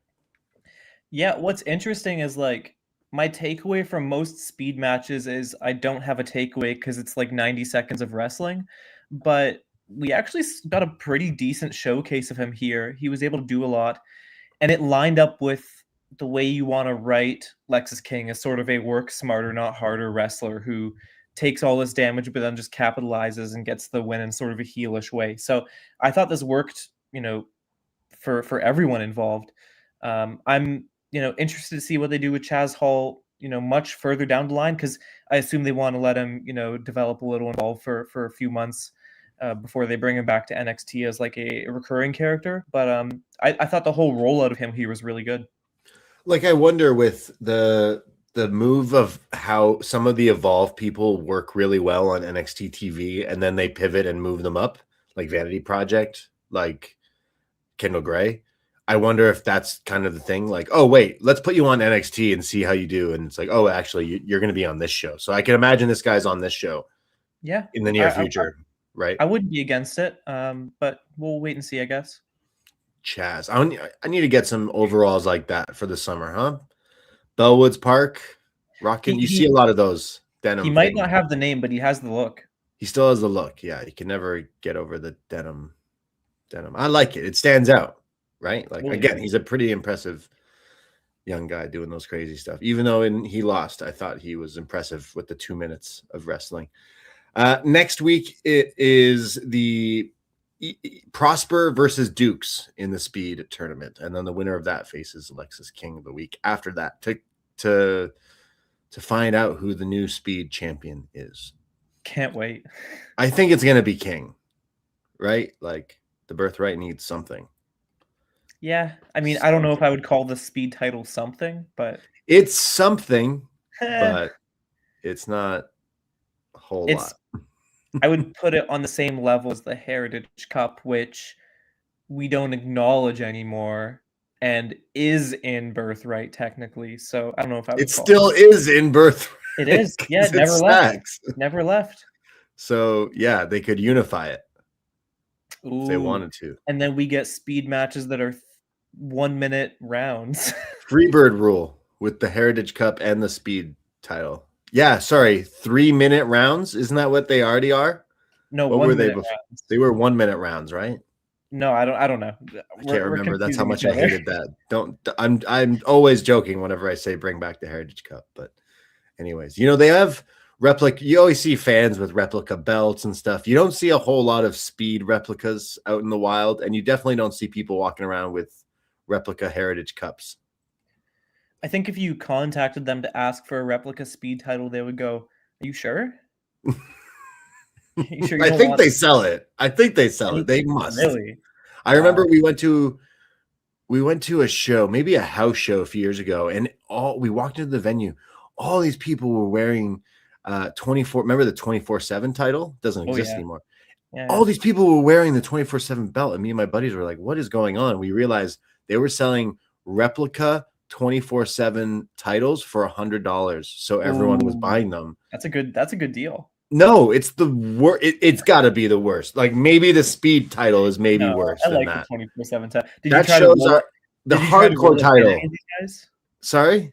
Did you try to roll up pin any of these guys and take their title? Is that how it works, right? Yeah, that's just asking for people to come up and try to take it from you. But yeah, the hardcore title's sick, but the 24/7 title's up. I think it's the speed and the 24 that might be the worst in WWE. Possibly. I was hoping you would say you never see people walking around with replica Heritage Cups, which I do want to see. That'd be just cool. Imagine like someone's like, "Oh, you're wearing an Attitude Era big gold title." Yeah, cool. Well, I have the Heritage Cup.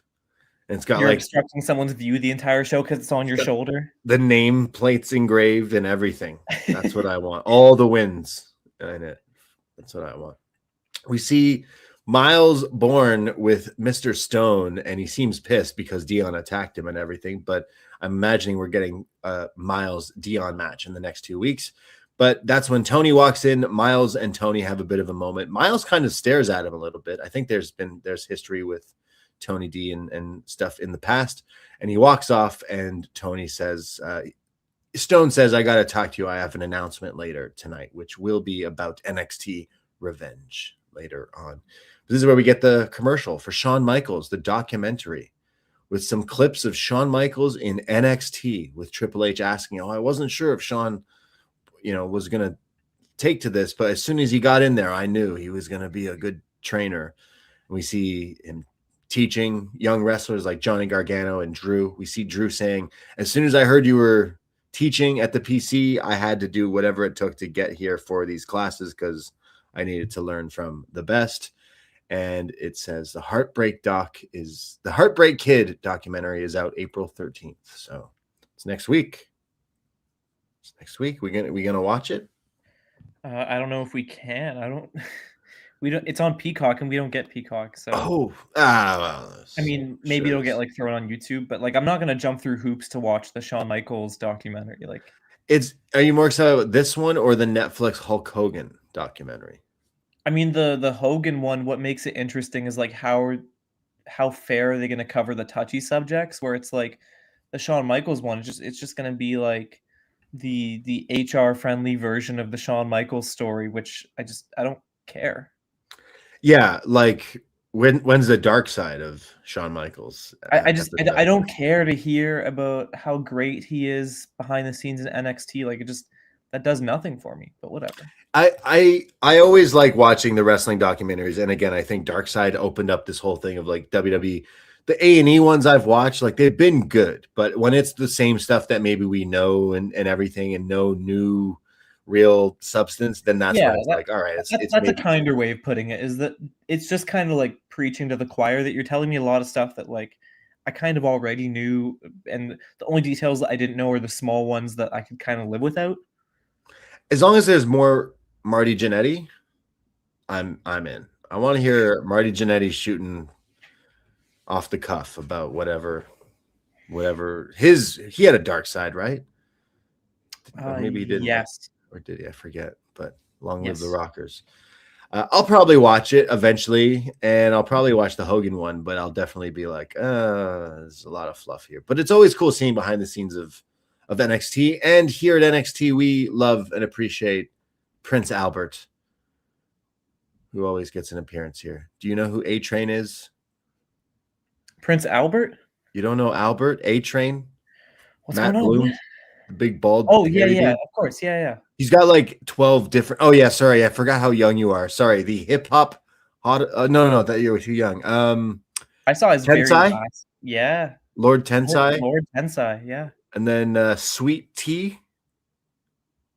I think that's when he turned babyface. And then he was, instead of Sweet Tea, when he was with the dancing guy, Brodus, Fox News guy. Okay. Wow. That doesn't sound memorable. Right. No, it's not, but I remember it for some reason. But yeah, I guess you don't know like Test and Albert, TNA with Trish. And then like he's called Prince Albert because he's got a Prince Albert, allegedly, I guess. Interesting. There's a lot you can learn on doing this show with me, Jack. We'll talk about Prince Alberts after the show off air. Looking forward to it. The past midnight talk about wrestlers of past has something to do with sticking needles in places you shouldn't, I think. Anyways, glamour is forever. We go to our next match. It's the Glamour Project. At least that's what I'm calling them, which I'm sure they'll call themselves that in due time. The Vanity Project, it is, all of them come out here, but it is Jackson Drake teaming with Blake Monroe, and here she has her new title, the Double Glamour North American Women's Championship, against Tatum Paxley and Shiloh Hill. Tatum right away kicks Drake and onto the apron, and then Shiloh eventually does like the Undertaker leg drop there. That looked pretty cool. Blake doesn't want to tag in just yet, and this is NXT WWE mixed tag rules, meaning as soon as you tag the man or the woman, the other has to automatically be in the match. So she's like, no, I'm not doing that. Yeah, it's weird. Eventually, there's double surfboards where both Tatum and Shiloh are putting in the surfboards in stereo.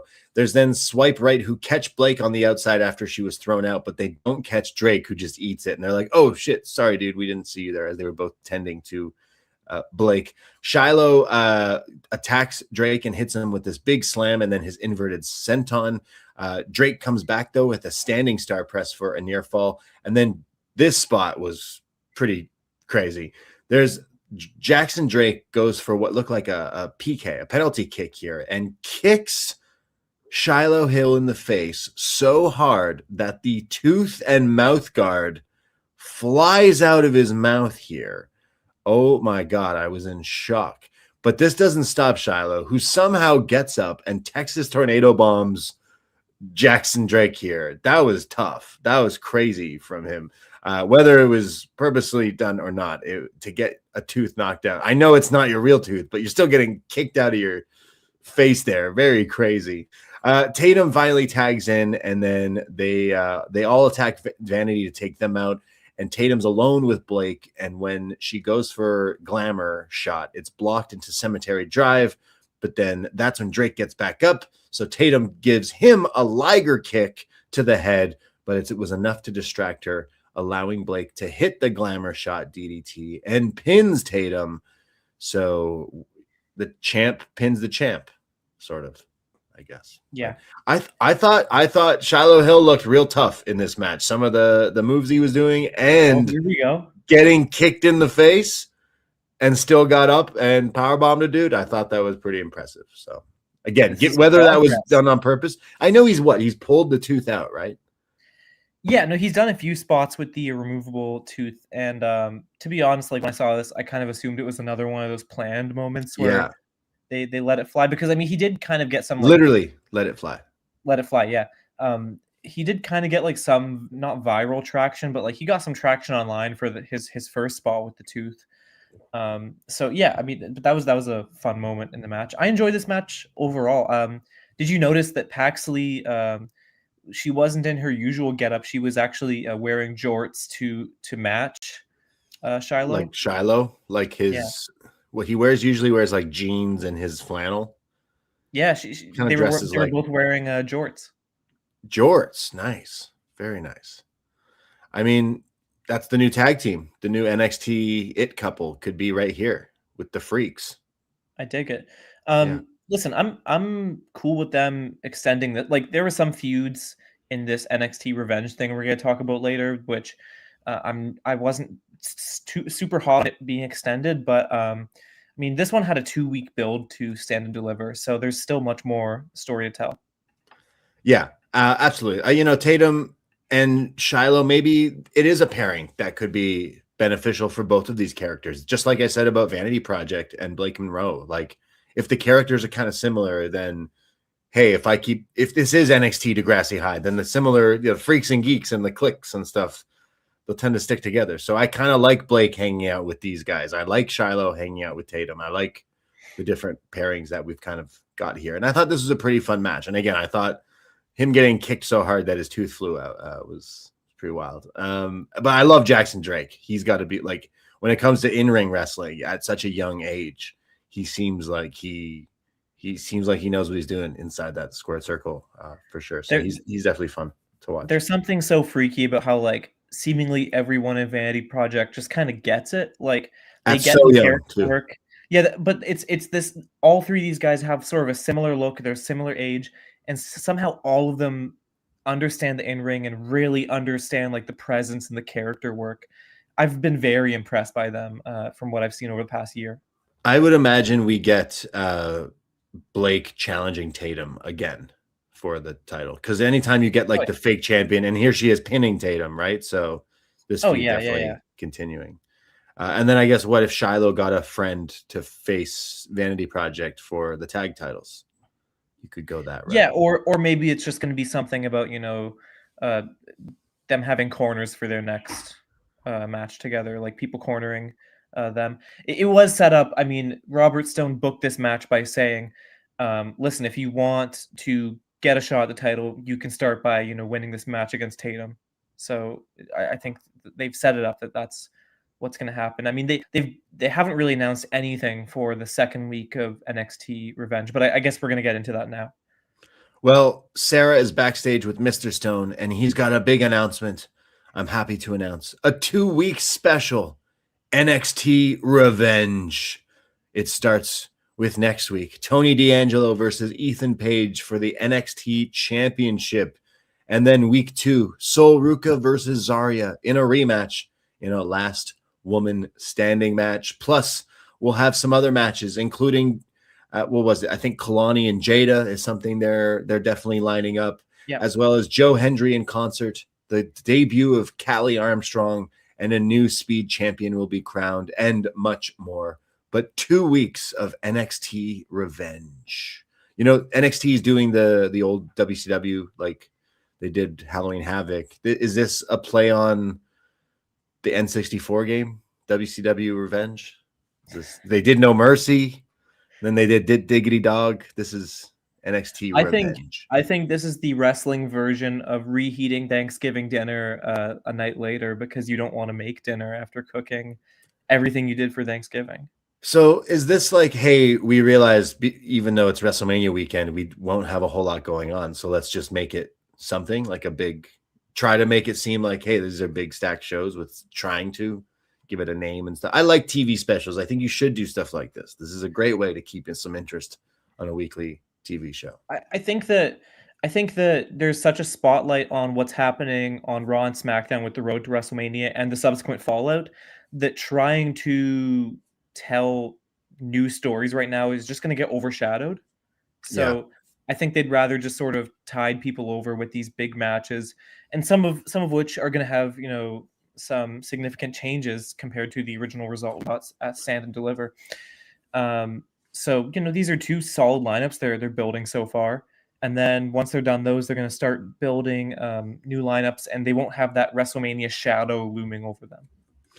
Yeah, once we're past Mania, I think we're going to get some call-ups as well. Like you're going to see some people, like maybe in the next 2 weeks, being this is 2 weeks in the Performance Center, we get some signing off, some moving on up. Like Ethan Page in a title match next week, maybe he loses and then hits his swan song for NXT and goes to Raw after Mania or something, you know? It also wouldn't surprise me if, since this is a 2-week special, they're taping and then like they're taping one of the weeks.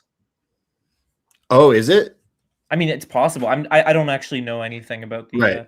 They have done that in the past. Oh, that is totally what they're doing because everyone's going to be in Vegas, right? Yes. Yeah, That's yeah. And probably the case. You don't want to drag everyone back to Orlando for the Tuesday after Mania.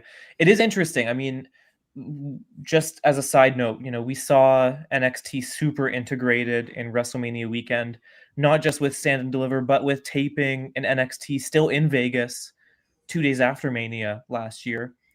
This is a complete reversal of that. There is no NXT presence at all, apart from some, house show matches, which are going to be worked at WWE World. Right. Yeah. I noticed that they've been announcing WWE World with, did they announce matches? Because I know they've announced autograph signings and stuff with NXT talent. There's some matches listed. Yeah. But yeah, like they're doing the WWE World. So they're doing like a bunch of NXT autographs and whatnot. So yeah, that totally makes sense. I'm seeing some people in the chat. Thanks everyone who are saying, hey, there's been WWE World matches. World End, is that what they're calling it? Maybe. So we probably will see some stuff. That's like old NXT where you'd watch and they'd be like, all right, we filmed this at Access or WWE. Yeah, I don't think they're taping them, but I just I'm not sure. I mean, we'll see. I just find it interesting. It's a total 180 where we saw 2 NXT shows in Vegas last year, and we even saw like NXT talent working like GCW stuff, WWEID working GCW stuff. This year, there is, I mean, apart from events like wrestling matches at the convention, there is no NXT in Vegas.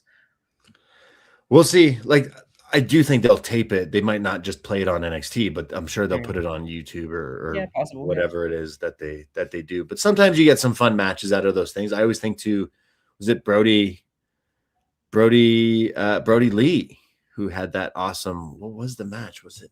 And then Dijak did some stuff. Was it Keith Lee? Like there's been some little like hidden gems in the WrestleMania weekend kind of thing. But this announcement of Revenge was kind of funny because it's like throughout the show I'm thinking, geez, they're redoing so many storylines and they're extending so much stuff. This feels lazy. And then they announced the Revenge thing and it's like, oh, okay. Like that here makes sense. It totally sounds like they're going to be doing the taping probably, so that they could all be in Vegas and everything. That would totally make sense. But yeah, at least we get some cool stuff announced. Add a funny name to it. Either way, like having a TV special is definitely the way to go for this show. And off the Stand and Deliver, but then with the WrestleMania time, like, okay, cool. At least you give us some good stuff, then we can be happy. But next week, Ethan Page and Tony is the big matchup for that. I think that's Ethan's goodbye.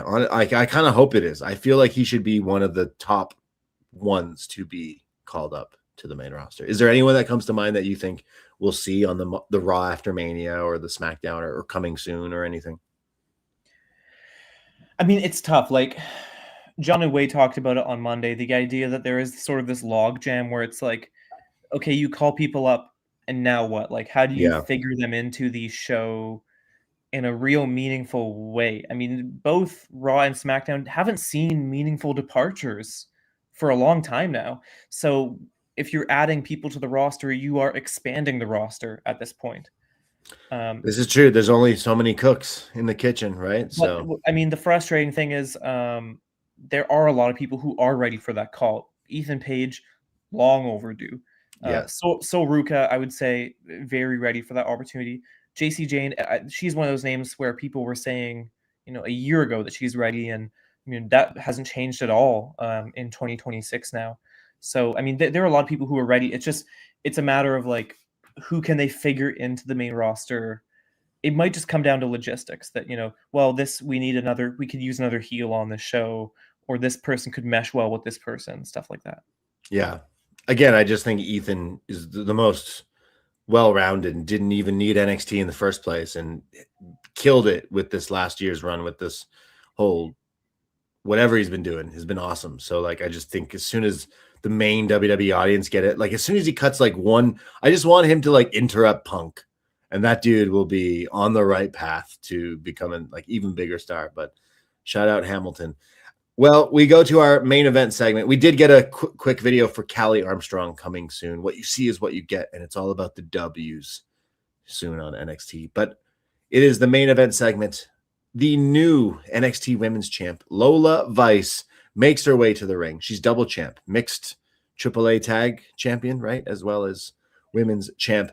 She says she's very proud to be NXT champ, and she's very proud to be the first ever Cuban-born champion in WWE. She says, I'm not going to lie. When I first walked in the doors here, I've been dreaming about the NXT Women's Championship. She said, when I signed with WWE, they made all these hype videos. They filmed me. They followed me. And then I started training, and I got humbled. I took L after L. I was not ready, but I fought. I trained. I've been here in NXT, WWE, AAA, Mexico. I've been worldwide. And earning something means more than having it handed to you. And I'm no longer that girl from MMA. I am a WWE superstar.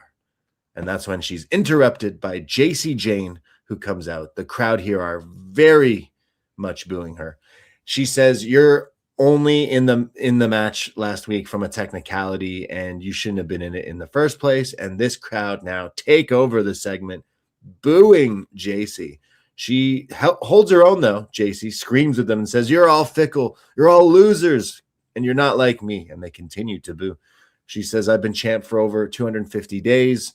And that's when, I don't know if this was planned or not, but Mr. Stone saves the day because this crowd were not letting up with the sea of boos. And he goes, all right, JC, Lola, I've heard enough. This crowd are not going to stop. And says, JC, you know what? You get your rematch. Next week, NXT Revenge, 1-on-1. And Lola says, good, because I'm going to knock your ass out again. But she's beat down by Fatal Influence, and they stand tall with the NXT Championship. But yeah, announced some rematches. It is NXT Revenge. It's like WrestleMania Revenge, but stand and deliver revenge, if that makes sense. But there you go. It's kind of funny that like this segment came after the NXT Revenge announcement, because after they announced NXT Revenge, you kind of knew who was going to crash this segment, and we were going to get former champ JC Jane trying to go after Lola Vice and get the title back. Like you knew what was going to happen here, and there really wasn't much else to the segment other than just setting that up. I thought Lola had a really good babyface promo here, sort of talking about how like becoming a wrestler sort of humbled. Like she thought getting a title would be this thing that was kind of handed to her early in her career, and then she realized it was actually something that was earned through years of hard work, and now she's finally there. I thought that was a great promo from her. But yeah, I mean, I understand why they want to announce Revenge and the whole lineup, earlier in the show, so that, it's established and people are already looking forward to next week before, 2 minutes left in the show. This is also the NXT that didn't announce the women's title match on air last week, but whatever. I'm still mad about that.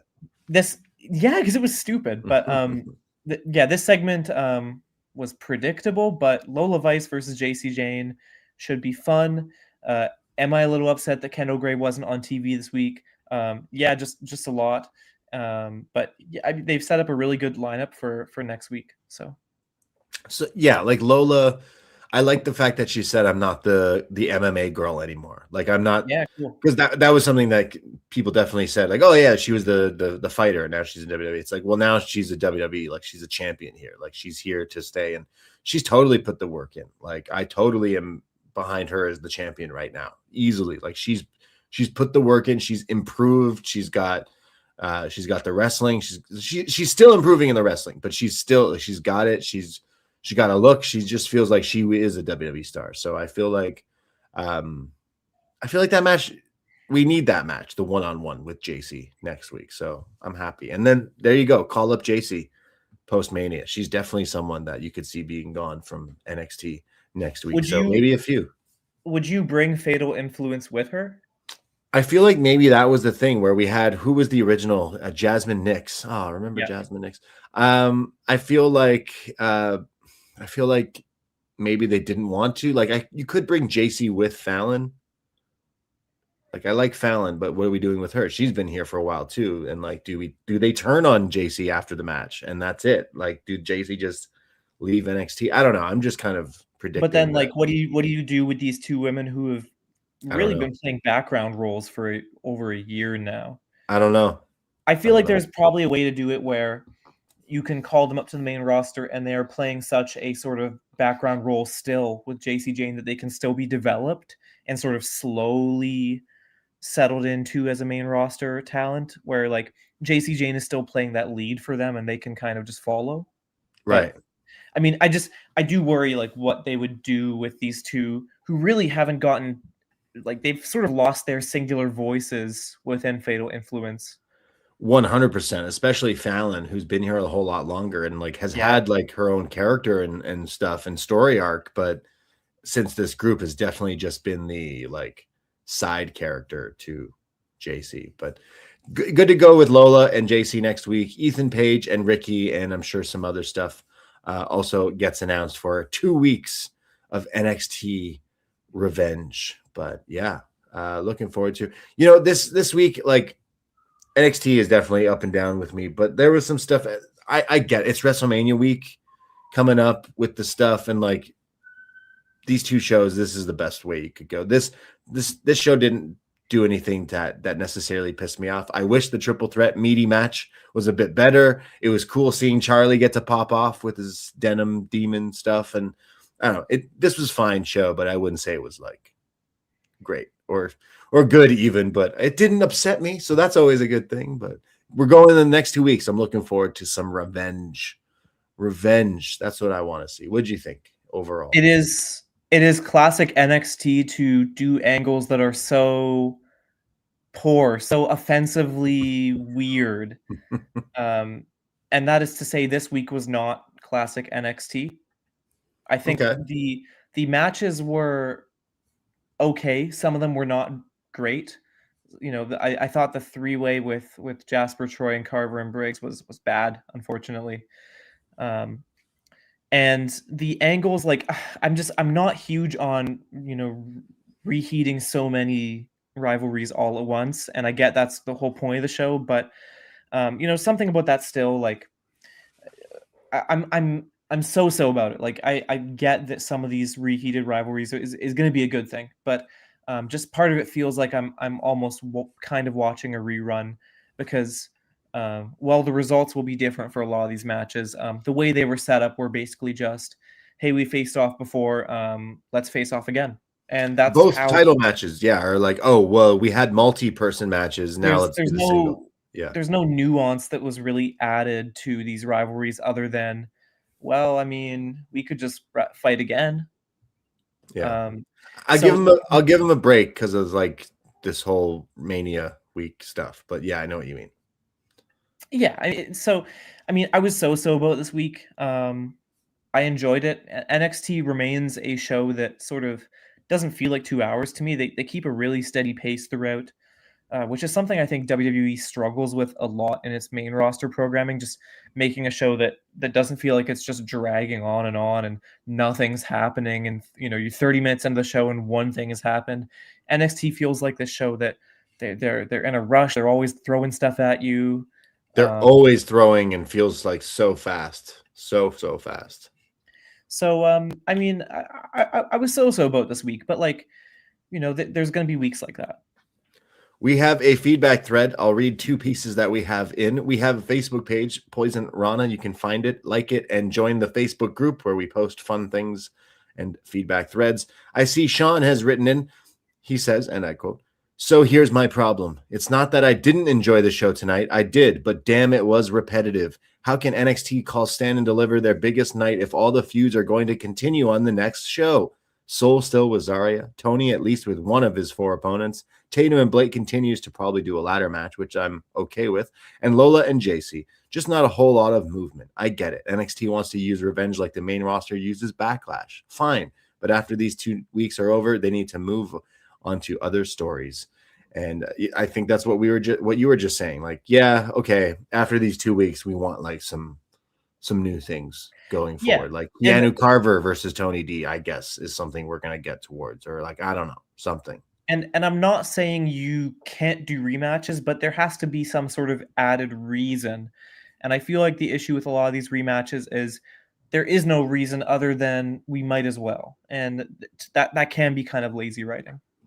Megan also writes in, I echo these sentiments. Not a whole lot of moving on happened tonight. Revenge got to send some of the old guards out of the territory, like Ethan, Soul, and JC, especially to make way for some new blood like Callie Armstrong. Nice to see Starboy Chaz Hall have his debut. Pretty confident Dorian Van Dux will do the same. Match recommendations. If you haven't seen the 6-man AAA tag from last Saturday night, was pretty good. Yeah, Van Dukes. Sorry, not Dux. But thank you, Megan. Yes, that was the match I think I was referring to earlier. Like he fought with Charlie and Axiom, I think, also on a taped match where it was like a bunch of European wrestlers and stuff. So yeah, hopefully he impresses next week in the 3-minute speed match. We shall see if that's the case. Thank you, Sean and Megan, for writing in. Thank you, everyone, for listening here at Post Wrestling. We will return. Davie will return. It'll be NXT Revenge next week. Davie and I back in the seat. Jack, thank you for making the hot tag and stepping in the last 3 weeks of Up Next. Appreciate you giving us your time and your thoughts and your witty charm. I appreciate it. I hope I haven't driven off too much of your audience in these 3 weeks. I do that enough. Do not worry, please. It was great keeping the seat warm here for Davie. I'm looking forward to hearing you two guys chop it up again on the show soon. But it was a fun ride, and I'm looking forward to the next time I get to join either you or Davie or both you guys. Either on the mics here or just in person to enjoy the weird world that can be professional wrestling, and sometimes the very weird world of Robert Stone's NXT. Yes. Well, appreciate again, like not only giving your time, but coming on and talking and all that stuff.